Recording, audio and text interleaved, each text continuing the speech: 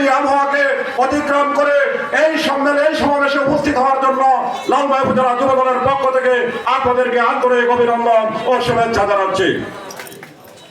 সম্মানিত উপস্থিতি, আমরা কবি কাজী নজরুলের বিদ্রোহী কবিতা অনেকেই পড়েছি। তিনি বলেছিলেন, মহাবিদ্রোহী রণক্লান্ত আমি সেই দিন হব শান্ত, যবে উৎপীড়িতের ক্রন্দন রোল আকাশে বাতাসে ধরিবে না। প্রিয় উপস্থিতি, আমাদের নেতা, আমাদের প্রিয় নেতা ভূঁইয়া ভাই গত 15 বছরে প্রতিবাদ বিরোধী আন্দোলনে কিছুটা ক্লান্ত হয়েছেন, কিন্তু তিনি শান্ত নন।